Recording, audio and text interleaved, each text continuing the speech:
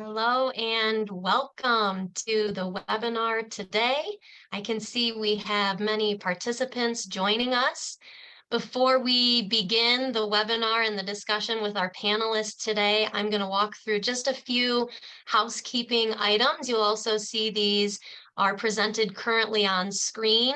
Keep in mind, we're in a webinar format.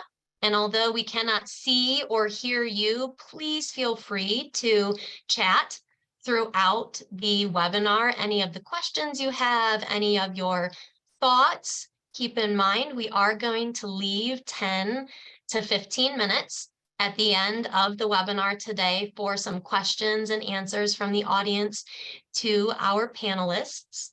We are going to be recording the session, so for anyone who wasn't able to join us today, you will have an opportunity to review this later. During the webinar, we're going to share with you resources and some references and links to the resources that we talk about. We'll put those right in the chat for you. I want to take a moment to introduce our session administrator today, Ms. Prudence Anglum. Should anything happen with the webinar, if you have any technical concerns, if there's any connectivity issues, Prudence is here to make sure that the show will go on. With that, let's go ahead and get started.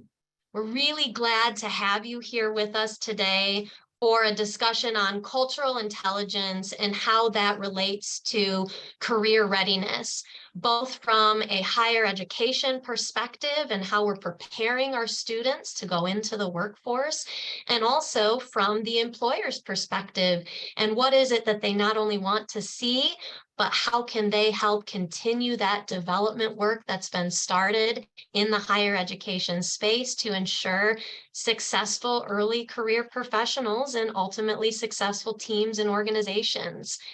Before we get in, I'd like to take just a few minutes to define cultural intelligence for anyone who might not already be familiar with the term. Cultural intelligence, abbreviated as CQ, is the capability to relate and work effectively with people from different cultural backgrounds. Let's keep in mind that culture can be broad. This could be different ethnic backgrounds. This could be different generational backgrounds. This could be different functional backgrounds, gender, the list goes on. And so our cultural intelligence includes our capabilities in our motivation to engage with those who aren't like us, our knowledge about people who might not have the same background as we do, our ability to strategize before we are in a diverse encounter, and perhaps most importantly, our ability to adapt our behavior as appropriate given our circumstances. You'll see that I'm joined by two esteemed panelists, Dr. Maggie Mahoney, Global and Higher Education Professional, and Ms. Kendra Ansotigue, Technical Recruiter at Visa, also with a background in international education and education abroad. I'm going to give a little bit of background on each of our panelists, and then we will go into some of the questions we have prepared to share with you today. Maggie serves currently as the Director for Global Engagement at the University of Houston, where she supports university-wide internationalization efforts, including student mobility, campus global initiatives, and university partnerships. Her collaborative research and program development focuses very heavily on global learning outcomes and how to develop and enhance intercultural intelligence through various experiences. Maggie holds a Doctor of Education in Ethical Leadership from the University of St. Thomas with a focus on global competency development. And she served as a doctoral intern for the Cultural Intelligence Center, and she's going to be talking a little bit about that and some of the outcomes of that internship. Kendra holds a bachelor's degree in human resource management and a master's degree in global leadership. She thrives in environments where she can connect and assist students in pursuing their goals and aspirations for their future. Kendra is also a CQ certified facilitator, and as I mentioned, currently serving as a technical recruiter for Visa. So today we're going to cover a number of topics, including some of the current challenges facing students and early career professionals. We'll talk about how cultural intelligence and cultural values and other resources can help to navigate these challenges. And we're going to talk about the resources that are available not only to higher education professionals, but also to employers to help accelerate career readiness for personal and organizational success. So that's a lot of talking from me. With that, let's get started by asking our panelists and our experts some questions. And I'd like to start by asking Maggie, I'm going to ask you the first question. What are some of the biggest challenges facing new graduate students and early career professionals? Can you start? Hi, Keyla. Thanks so much for having me, and hello to everybody. Dr. Maggie Mahoney. Thanks for joining us today.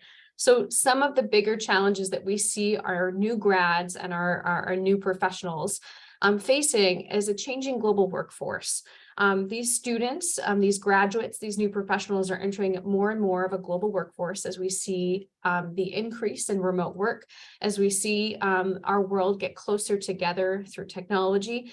This global workforce can be challenging, and students have this challenge of how do we succeed in navigating a workplace with teams that are more diverse than ever. We see new graduates also with higher levels of imposter syndrome. There's a lot of new opportunities out there, new jobs that didn't exist 5 years ago. And so as they enter the workforce, they're trying to figure out how do they take the skills they learned in university, and how do they take their current professional skills and really fit it into new roles. So confidence in a new role can be a big challenge as well. Here at the University of Houston, and in my past experience in higher education, I've also supported a lot of first-generation students. And as first-gen students enter the workforce, they're wondering, how am I successful in this? How do I keep confidence in a space that I've not been in before? I'm working with folks that I've never met. And how do I bring myself into that space? So we see some data from NACE, the National Association of Colleges and Employers. They say that 80% of employers believe that university grads are not ready for a global workforce. So definitely we're seeing this as a big challenge for our new graduates and our new professionals. Yeah, that's really interesting. And I'd actually like to pass it over to Kendra to add some of her perspective on this. You know, as a recruiter, Kendra, and of course with your higher education background as well, can you talk to us maybe a little bit on the imposter syndrome, and perhaps you can react to what Maggie shared about that statistic from NACE. Are employers feeling like perhaps students and early career professionals aren't quite prepared yet to be successful in the workplace? Go ahead. Thank you so much for having me, Keyla, and hello, everyone. Great points, Maggie. I think that, yes, I think that as globalization is increasing and people with remote work and companies are sticking more so to remote work and teams are able to be broadened and be global, we are at this level where we are having to be at a higher level of knowing how to utilize our soft skills and knowing how to communicate. And so I think this is where CQ really has this way of navigating and helping you to be able to bridge that gap, right? So I think that when it comes to imposter syndrome and it comes to gaining confidence in your new role, it's kind of flexing those soft skills that you have and utilizing CQ to do that. And so I think that once you are able to identify your transferable skills, I think that is something where the challenge comes through. How do you relate those skills to the experience that you are looking to gain? Whether that be a position that you may not be very familiar with or have experience for, but that's something you're passionate about. And so trying to navigate that space of, okay, feel confident about it, but also how can I utilize my skills, my transferable skills, adaptability, flexibility, and communication as a big one, to be able to express and showcase my experience that I do have. So I think the translation between experience, like relevant experience for the role, can be a very big challenge, especially as it becomes more remote, and knowing how to navigate that space globally and understanding that piece. So I think that self-advocacy is also one that could potentially be a challenge for some of those that may not be able to speak to their skills. So I think really trying to understand first, identifying what your skills are, what your strengths are, and what could be improved can really help you take a step forward in identifying that to then be able to display to a recruiter or to an interviewer or anything. Yeah, that makes a lot of sense. And if I might take that a little deeper in terms of how does CQ allow us to showcase these skills, one of the things that I mentioned about cultural intelligence when I defined it is that one of the elements of cultural intelligence is called our CQ drive. This is our motivation. And part of what makes up that motivation is actually our confidence.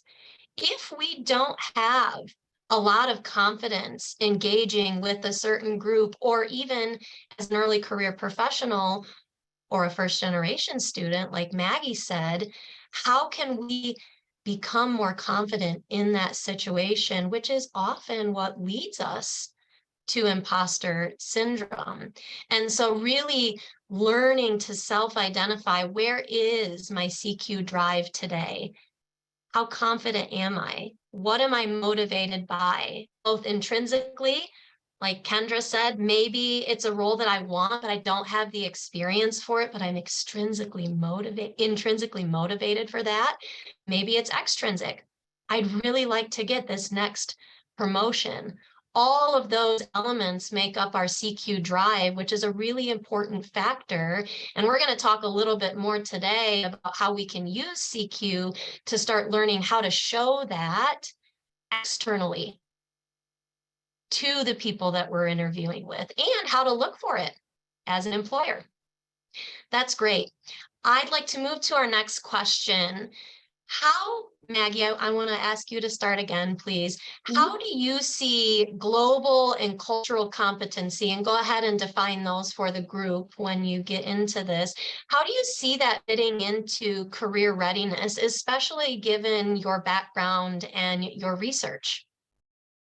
Awesome. Well, let me just start by talking a little bit about NACE again, because that's a big part of this research that I've been doing. NACE has defined 8 career competencies, career readiness competencies, to help students and young professionals be ready for the workforce. And I'm going to drop that link into the chat so that our participants can access that citation and the website as well. And one of these 8 career readiness competencies, previously to 2019, it was global and intercultural fluency.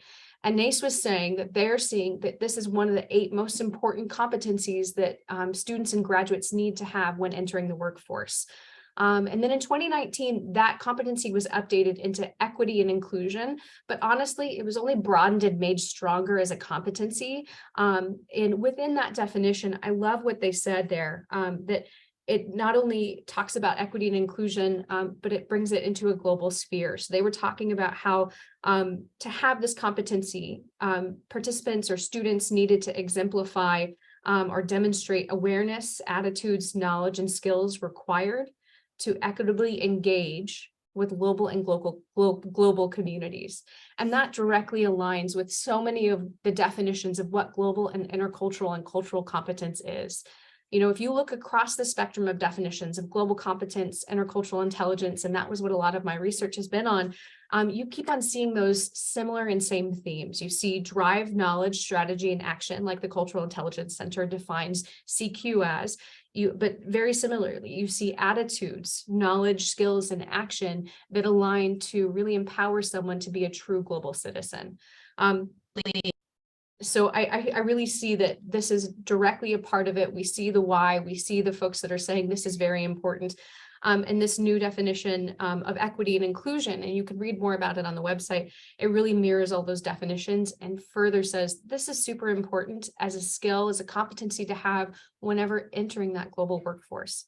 And you may feel like, oh, I'm entering my local community's small company, but even in that small company, you're going to have global interactions, you're going to have cross-cultural interactions that if you're prepared for, using CQ and using your cultural and global intelligence, you're going to be a more effective employee and team member. Yeah, that's great. And I see we have a question about, do we have a link to the competencies? What Maggie shared in the chat will take you directly to the competencies that we'll be discussing today.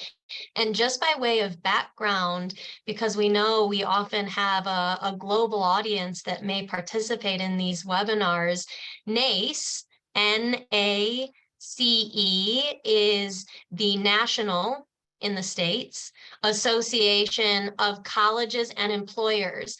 This is a group of people who have sat down together to say, what are those behaviors that we need to see in order for students and early career professionals to be successful?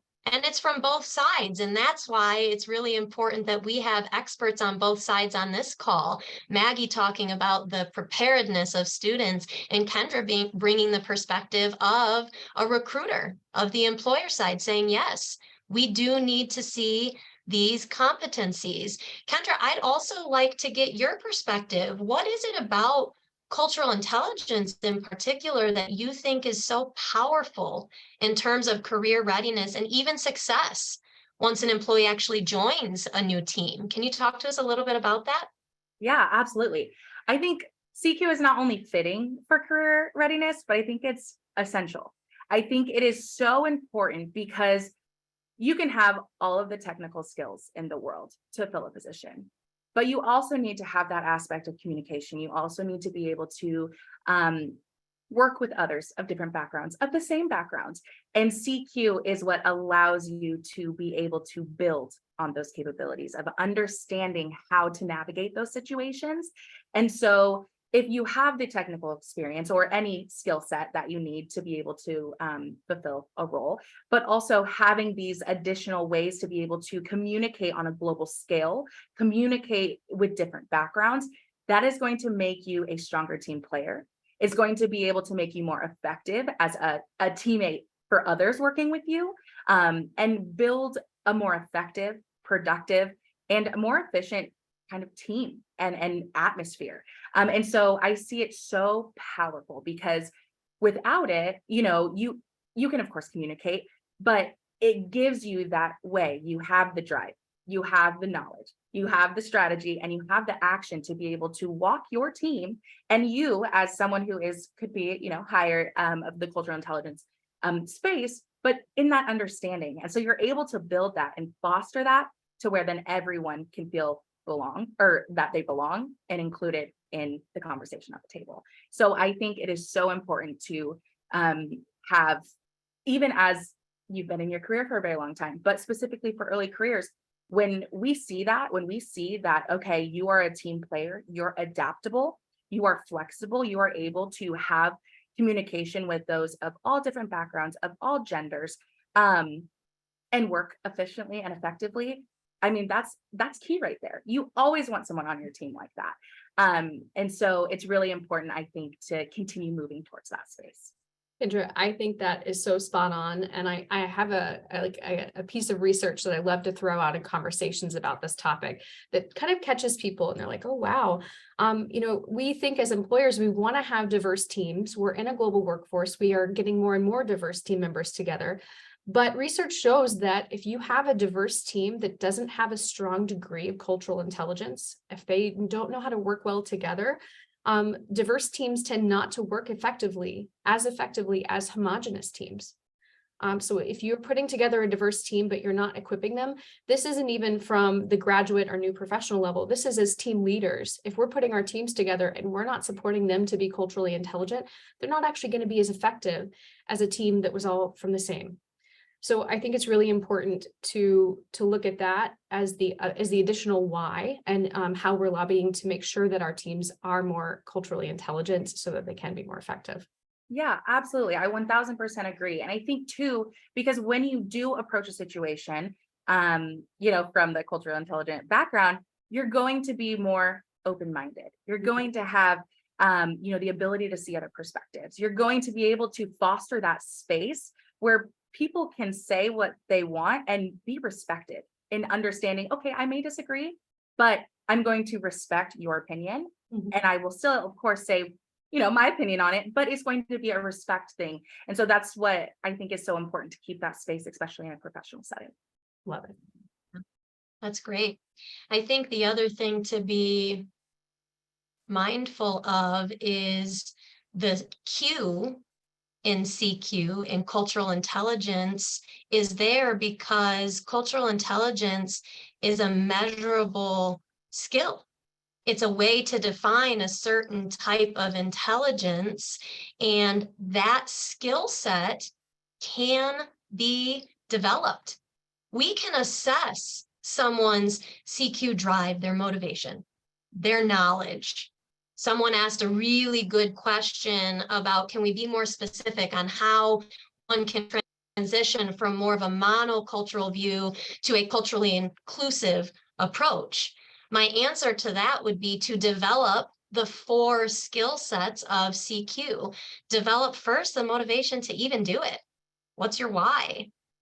Develop next knowledge of other cultures. How do you do that? Immerse yourself in a different culture. Try eating with someone that you haven't eaten with before. Do something that might be a little bit uncomfortable. Strategize though before you do it. Don't go in thinking that this will just work out and I'll make it happen. And then finally, remember to reflect afterwards, because things don't always go according to plan. And that reflection piece can help you then behave or adapt differently in the future.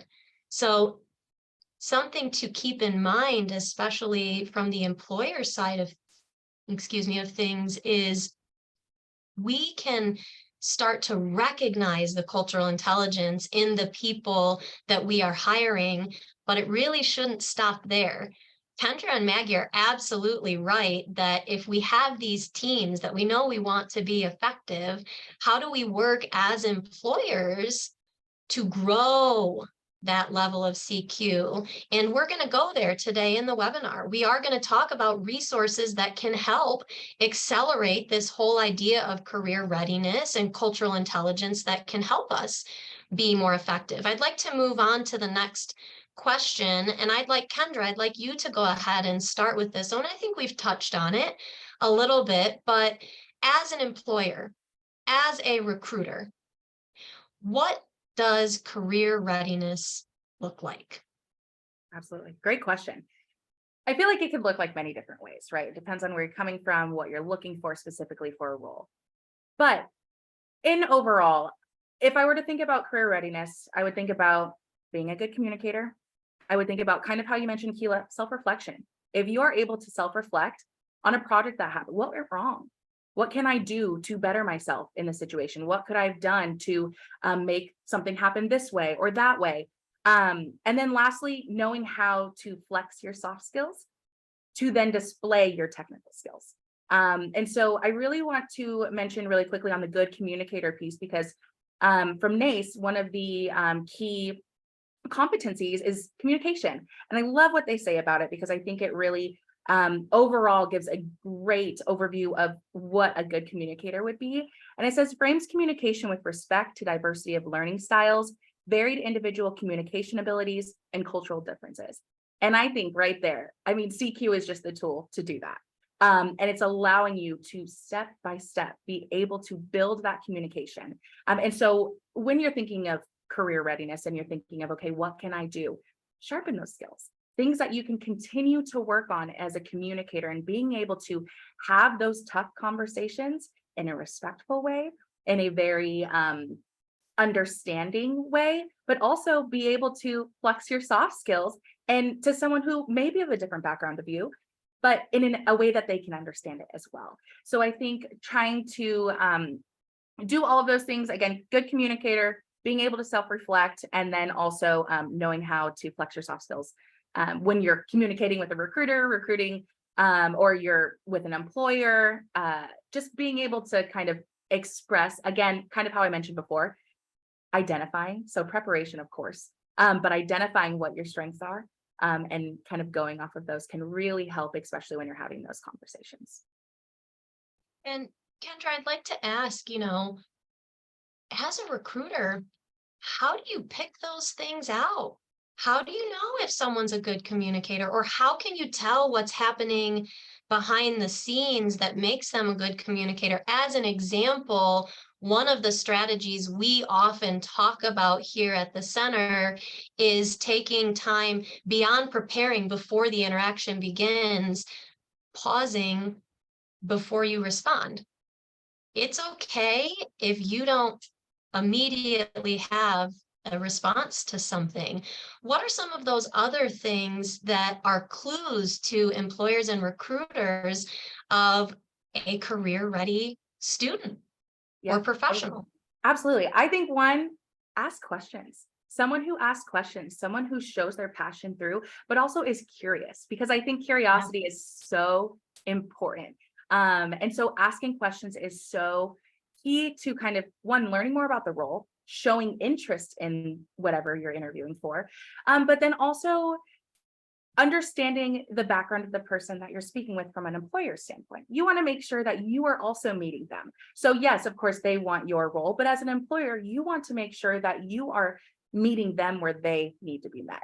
So I think that's also very important, because there may be students that you're interviewing with different backgrounds that may have a different way to approach things. And so you can't approach every single conversation with the same mindset, because that may not apply to another student. That may not apply to another candidate. And so some may be more timid, but have really great experience. And once they kind of get talking, then they're able to express that.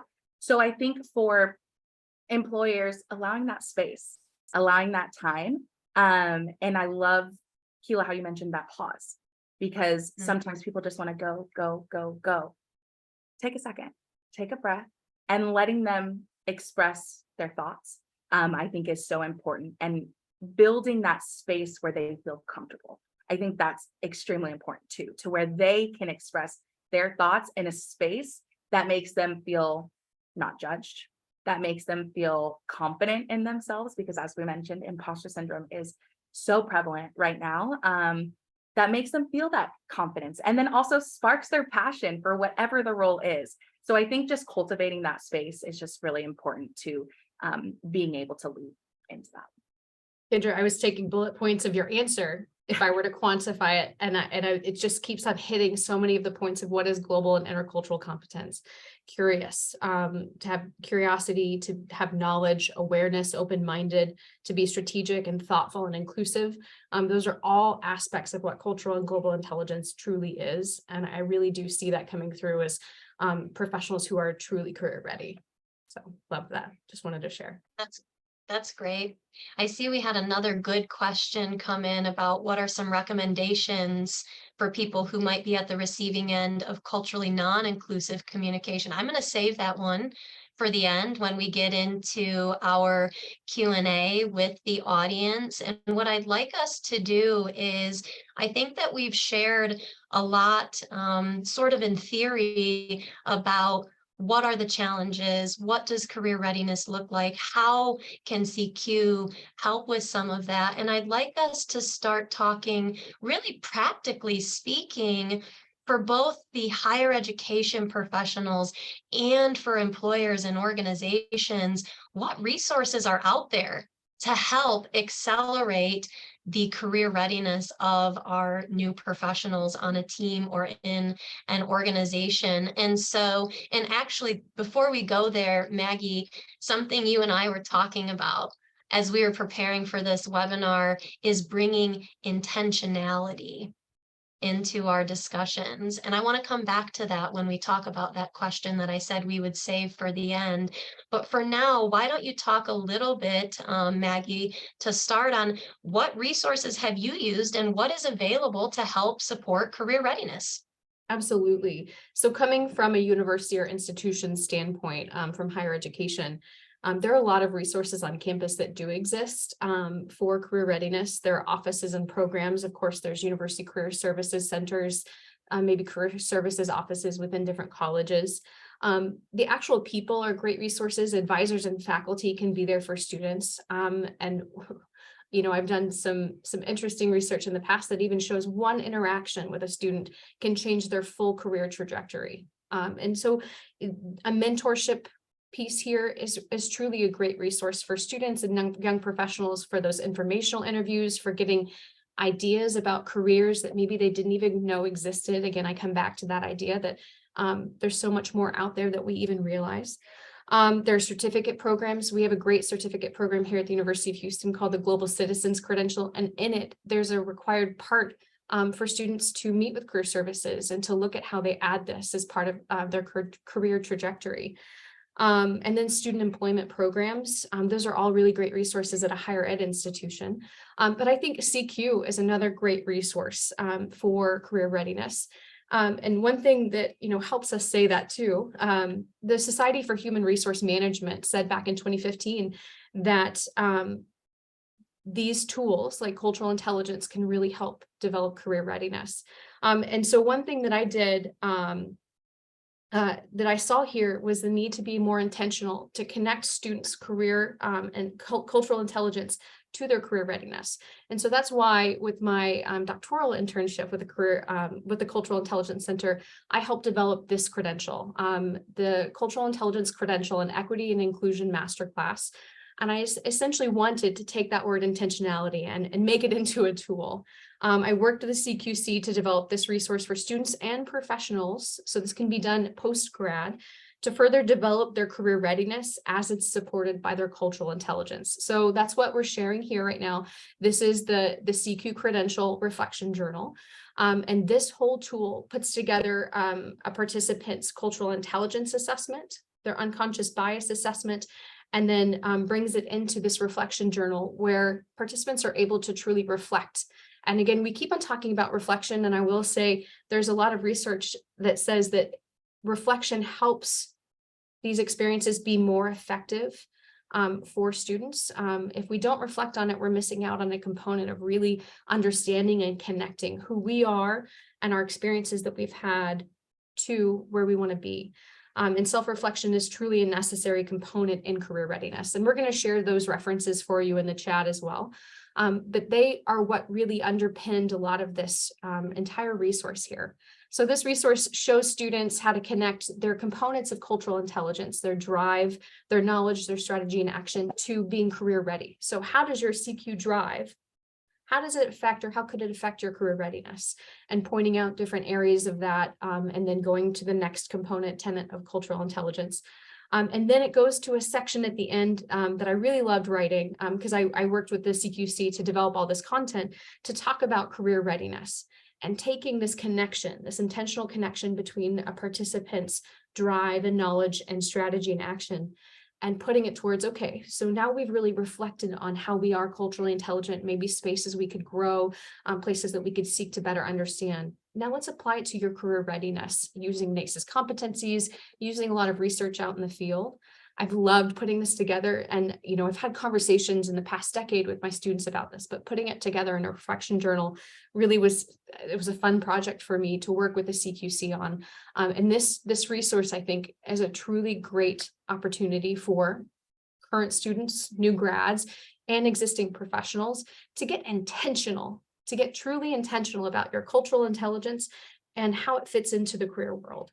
Because honestly, at any level of your experience, this can help you become a better team member, a leader, and a project, someone who executes great projects. So I'm really glad to show this, and I think that it can be a truly great resource. And I'm sure we're going to go into questions on it at the end.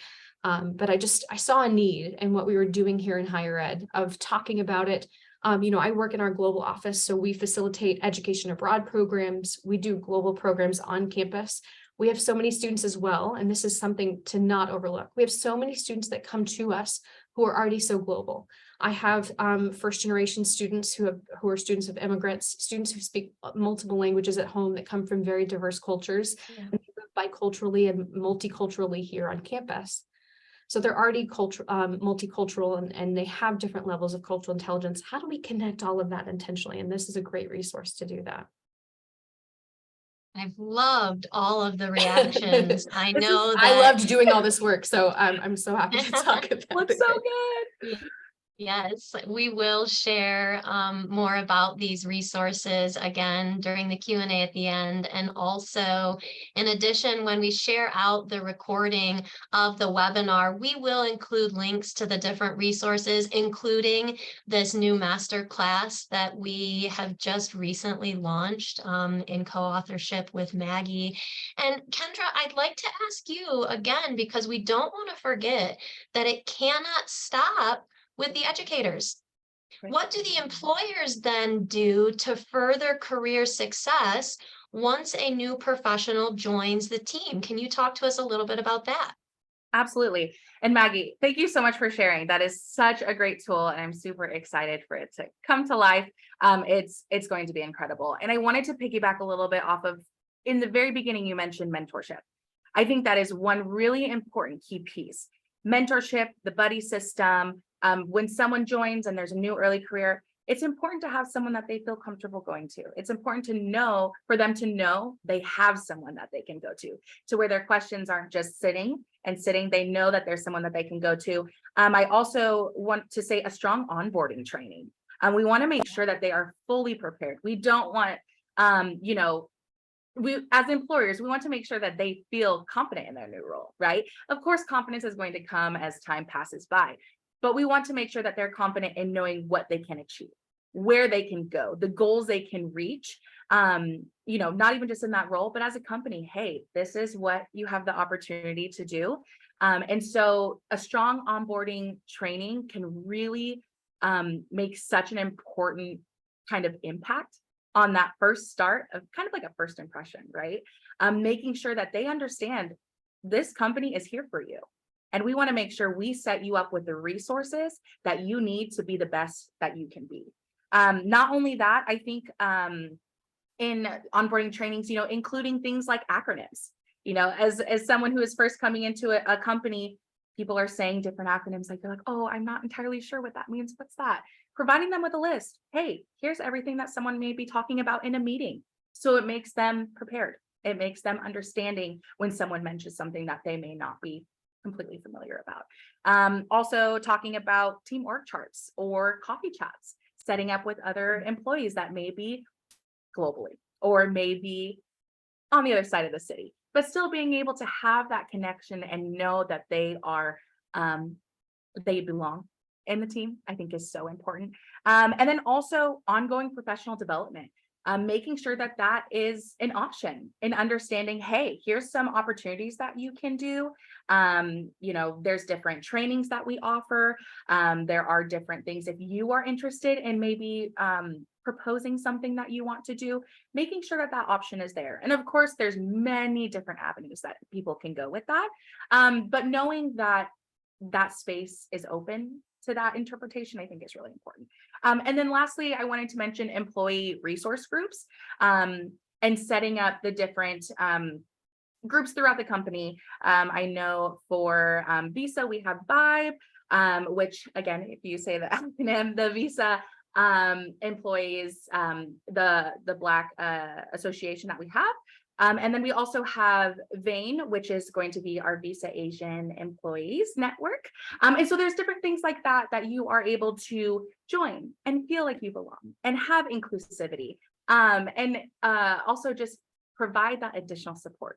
Because I think support is the main thing. But not only that, being intentional with your support. And so adding that piece and to really just drive that sense of you belong here. You are here for a reason. And I think that then builds the confidence of the new employee to then feeling that confidence to be able to do the best that they can do and feel the strongest and belong. So those are some things. Kendra, That's I love great. that. And I think also just having led a team for so long, I think it's important to remember that tools like this and moments to really train our team aren't just at the beginning. So not just as they're graduating, entering the workforce. We can take a moment to pause at any point in our careers And we should take moments to pause and be intentional at points in our career to sharpen the tools in our shed so that we stay sharp, so that we are up on what we need to do for our team as it's changed and evolved. Because if our team changes without us, we're not with them, and thus we become less effective again. And so I think taking moments, even if you're thinking about what are you doing this summer, is it a good time for your team to take a retreat day and to focus on how have we grown, how do we need to continue to grow together? This is something that I really kept in mind as I was making this tool and developing this content, is that this isn't just for college graduates. And actually it can be back in high school. It can be used at the high school level, the college level, the early professional level, but also for seasoned professionals so that we can sharpen those skills of cultural intelligence, because it's going to tell you, and that's what I love about the CQ tool and the UB tool, is that it tells you the different components of your cultural intelligence. It drives down to specific details within your CQ drive and your CQ knowledge. What about your business knowledge, your language knowledge? And it gives you spaces where you can identify, I need some growth in this. Great. Or maybe I'm a really good tool here and I can help other team members to also grow. So I think that this is across our professional spectrum here, and it really can be useful at all levels. Yeah, I really love that. I love how the two of you are playing off of each other's responses. I've seen a question come in saying, you know, thank you for sharing the helpful NACE statistics. What other statistics do you have? As part of, again, what we will send out will include many other references. NACE was a big driving factor for our development of this toolkit, for our discussion today, but certainly we have other sources, other research that support this idea of CQ and how it relates to career readiness. I want to talk about something that Kendra mentioned about, I think it was a great example of saying, let's not forget to prepare our new employees with knowledge of acronyms that we might use in the workplace. And I think on the flip side, also as employers, we need to make sure that we're developing those team members who are already there. We have a new person joining us. They don't know our acronyms yet. Let's be mindful of that. Let's try to take the extra step to perhaps spell it all out because they're learning, right? And so I think that one other tool I'd like to mention briefly before we move on to our next question and get into some Q&A, you know, we've talked a lot about this tool that we can use to help accelerate the career readiness of the student. And on the employer side, there are tools like something that we've developed called CQ Talent, which is something an employer can use to assess the levels of cultural intelligence of a prospective candidate that they want to bring on board, which gives a great starting point for what Kendra has been talking to us about, development plans and onboarding programs. How great would it be if we as employers could be equipped not only by assessing the technical skills that we want to see in the role, but also starting to predict these soft skills that we've been talking about. Let's go ahead and keep moving because we've had a very lively and interesting discussion, and I don't want to miss out on any of our Q&A time. Let's see where we're at here. Give me a minute to pull up my questions before I get lost. So let's do our last question of the day before we open it up to the audience. What are some best practices or advice that you would give to an early career professional who's looking to showcase their soft skills to employers? And Kendra, why don't you go ahead and start, and then we'll have Maggie wrap us on that question. Sounds great. I would say honestly, and it goes back to kind of what I've been saying this whole time, be confident with yourself. Own your story. Everyone has a story.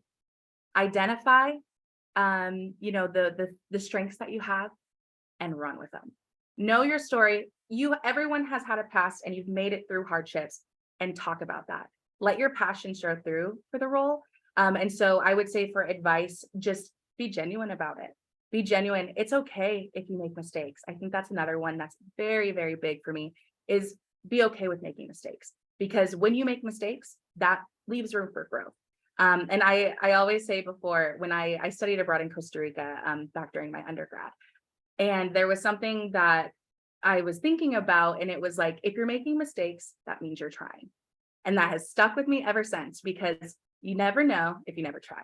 And so if you're making that mistake, yes, of course, mistakes happen, but you learn from that and you grow from that. And that makes you a stronger employee, that makes you a better team player. And it builds those soft skills. It builds those skills to be able to be, one, more culturally intelligent, because what are you doing when you're thinking about a mistake? You're self-reflecting, right? So then you're able to kind of continue this pattern, and you're able to move forward and become a better employee and also a better person, honestly. So that would be my advice, just as an employer, that like, it's okay to make mistakes and talk through them. I think it's important, especially when, if you're in an interview, sometimes those questions come up that, hey, tell me about a project that you did that didn't go the way you wanted it to. What would you do differently? So I think those kind of self-reflection pieces and preparing for those interviews and preparing for those conversations can really help. So that would be my advice. That's great, Kendra. And Maggie, before I pass it over to you, I think, on the employer side, we need to create the safety for those mistakes. We have to make sure that our employees, our teams understand that mistakes are part of learning and growing, and they are okay. And there are some mistakes that we don't want to make. They're high risk, but let's set those expectations up front. It's the safety, it's the ability to fail safely that allows our people to learn and to grow. Maggie, go ahead and respond to that question as well. I think mine are very similar to what Kendra said. I'd give two pieces of advice. One is practice, and the second is growth mindset. So working in education abroad and global education, we have students that go abroad for a semester to Costa Rica, like Kendra did, and they come back and we ask them, how are you going to talk to an employer about this experience? And if they don't practice, their first answer might be, well, I went ziplining and it was really cool. But if they put the practice in, they can think about the transferable skills, they can get intentional about their experience, they can break it down and practice to be able to intelligibly talk about that experience abroad. The same thing with an internship within their field of work, with undergraduate research, with a team project that they had to show that they are career ready. The intentional practice can help them speak intelligibly to be more prepared and showcase those soft skills to those employers. Also talking about past work experience as well. So it's really being intentional about that practice piece that I think can be a huge value add. And the other piece is to go into this and to continue through this actually with a growth mindset. If we, again, going back to what y'all both said, is that if we make mistakes, we need to grow through them. And with a growth mindset, we can understand that we can look at this as an opportunity to get better. We can look at our cultural intelligence and look at it as an opportunity to grow in different areas of it. We can look at our experiences as growth experiences. We can reflect on those. And I think that's truly what can help us be a powerhouse as we enter into new spaces of our career. That's great. This has been tremendously insightful. We really appreciate the thoughtfulness and the intentionality that both of you put into your responses today to share with the audience. I'd like to go into the Q&A portion of this webinar to wrap up with the last few minutes that we have. I've been taking note of some of the questions that have come through that we haven't quite responded to yet. As we're going through these, if you are in the audience and there's a question that you want to put in the chat for us to respond to, please feel free to do that. I want to come back to the question that I alluded to earlier, and Maggie and Kendra, I'll let you determine which of you wants to follow up on this, or perhaps both. The question is, what do you recommend to people who are at the receiving end of culturally non-inclusive communications and/or behaviors? Culturally non-inclusive communications or behaviors. I think that if we are in a situation where we're at the receiving end of that, we need to assess the situation first and determine if it's our space to correct or connect with that person. And instead of correct, to connect with that person. Or if that's not our space to correct or connect with them, we take that moment to reflect on ourselves and think, how would we have done that How can we grow from that experience, even though we didn't make that misstep? And again, I'm not calling it a mistake because maybe it was just a misstep. We can learn from it ourselves. And if it is an appropriate situation to connect with that person, I think that's a part of the CQ action of being a global citizen as well, of being a team leader, of having that global citizenship, is to be able to step to the side and to talk with them about that global misstep, about that cultural misstep that potentially they weren't aware of. Maybe it was intent versus impact that it came across inappropriately. If it's not on you to correct the issue, if it's an issue that is pretty severe, something in terms of racism or sexism or another kind of truly deep issue, potentially that's just not the right space for you to correct or connect. But if it is something that you feel it's the right space, I would encourage you to do so. Because I really think that if we don't learn, we can't get better. And at the very minimum, we can learn for our own selves whenever we're in really difficult situations. I love that response. Go ahead, Kendra. I was just going to say, correct or connect, like that is going to be in my head from now on. Like that is a fantastic saying. And I couldn't agree more. Like, I think that is 1000% where my head was going as well. And just, again, it's just a respect thing, right? It's that respect and always keeping that exactly kind of across the board in that professionalism. But Maggie, you hit everything to the T. So. Yeah, I especially like what Maggie said. I hadn't thought about it that way before, but not every situation is ours to correct. No. But And every situation is ours to learn from. I love that. Yes. I think that's a great part to take away from it. If we, especially people of color, they feel often a strong obligation. Some people may feel an obligation to educate out to the team about racism, and that's not always their space. They don't need to be doing that. Other people need to learn themselves. And that's a moment of, do I need to connect or correct, or do I just need to learn from this and we need to move on from the situation? So there's distinguishing factors, but we can always learn from situations, and that can always further inform what we take, what steps we take from there. Yeah, that's great. I want to ask another question that came through in the chat, and maybe Kendra, this is a good one for you to start with. If you're a recruiter, which you are, responsible for reviewing thousands of candidates for a role, how as a recruiter even do you ensure enough of your own flexibility, curiosity, and open-mindedness, especially, and we know this is always the case, when you are limited for time and tight on key performance indicators or KPIs? Can you go ahead and respond to that? Absolutely. I think it's really looking at many of the different factors. What activities are they participating in? What leadership roles are they participating in? I would also say just different activities that show their interests. But honestly, in looking at different universities, of course, we partner with different universities, but allowing those who have the skill set to be able to have that chance, to be able to have that conversation, to meet at the table. And then at that point, of course, we'd have the conversation, we'd be able to assess their skills that way. So of course it is hard because there's timelines, right?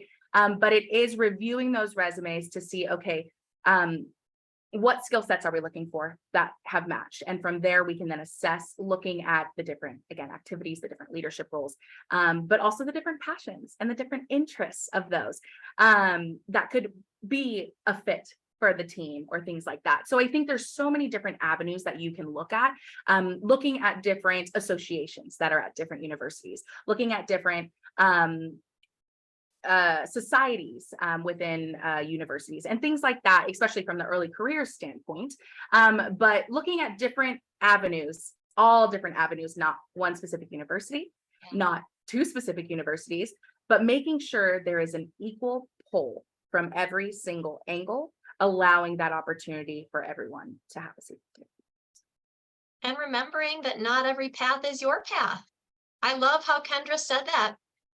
We need to be flexible enough in who we're looking for, that we're not just looking for who's like me, who did it the way I did it, right?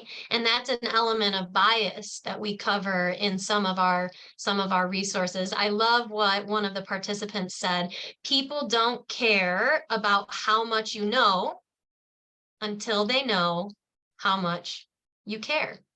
I love that saying. I use that regularly, actually, with some of my business development team at the center, because it's not just about saying, this is what we know about how we can help you. Well, that's fine, but do you care about what's going on with me and the challenges that I'm currently experiencing? Another question, this one I think for Maggie. What if I am not good at the soft skills, at communication, at self-reflection? How can I develop those beyond just the ability to do that through career service opportunities and mentorship opportunities? How can I do that in my personal life beyond school? That's a good question. I think again, it comes down to deciding that that's an intentional space for you to work on. If you want to be better in that space, that means putting in the work. It means taking opportunities with a best friend, with a family member, with a partner, with a neighbor, to try to be more communicative, identifying the spaces that you want to grow in, and using any experience you have. I was just talking with my sister actually last week, and she had a challenging experience in her personal life. And I said, okay, well, when you go and navigate this, think of this as an opportunity to grow, because it's not something you're going to really lose at if you don't do a great job, but you can gain from it if you do a good job. So every opportunity that we have interacting with others can help us be better at those soft skills of communication, of interacting with folks that are different than us, of learning how we want to craft our own narratives in the way that we get our messages across. My message didn't always sound the way it does today, because every interaction that I have, or most interactions, I'm intentionally trying to be better every time. Yeah, yeah. Mhm. I think, of one way to do that is try something that's uncomfortable. Ooh, yes. If I was you just gonna really say that. like, if you really like sports, as an example, and you typically watch a certain sport or watch typically a North American focused sport, why don't you watch something about what they might do in other cultures? Why don't you consider participating in a sporting event outside of something that you've ever experienced before? Kendra, I'm sorry that I cut you off. Go ahead and No, add. you had exactly what I was going to say. I was going to say the lovely cliche slogan of get comfortable with being uncomfortable. I Mhm. think that's going to push you to the level of improving yourself and getting to those parts where you can work on those soft skills. And it's going to be uncomfortable. I will say it, I've been in uncomfortable situations, but the more you do it, the more comfortable you get at being uncomfortable. And I think that's where the differentiation comes in of a mistake versus a misstep. Because if we're seeking to grow, I see those experiences as missteps to along that staircase of getting better at something. So I think honestly, it kind of comes in again to that intentionality piece, and let's get uncomfortable. Yeah. And intentionally, yeah, completely intentionally getting uncomfortable and then adding in the self-reflection after, right? Because then that whole piece is making sure it's just all along the line, right? So you're going through it, and then at the very end, you're self-reflecting. So then you're understanding, okay, what did I learn? And then what can I put into practice? My next uncomfortable situation. So Mhm. completely agree. Absolutely. And I just want to remind ourselves and our audience that you don't have to even go outside of your own community or your own neighborhood to find difference. What about generational difference? What can you learn from someone who is older than or younger than you that you had no idea about? What about gender Mhm. difference, right? And so these differences can be found all around us if we have that curiosity. And then we can intentionally go try to engage in something different. But one of the most important pieces is to make sure that you have, and I don't remember if Maggie or Kendra said this, but who's going to be your ally? Who's going to be your trusted person to say, I tried something new and I don't know. From your perspective, how did I do? Mhm. Because finding what we're good at is partially self-reflection, Mhm. but it's also partially, what do you think I'm good at, Maggie? Maybe I didn't see that before. Kendra, what do I see that I think you're good at that maybe you didn't think of? before. So we are wrapping up at the end here. We've got 1 minute left until the end. Thank you so much, everybody, for participating today. We will share these resources, including how you can get access to things like the reflection journal that we talked about, including more statistics and some of the research behind the CQ model. And for everybody who registered and for those who participated today, a copy of the recording will be shared with you after this in case you want to rewatch or share with anyone you think may have been interested in this discussion. So thanks, everybody, and have a great rest of the day wherever you happen to be in the world. Thank you all. Thank you, everyone.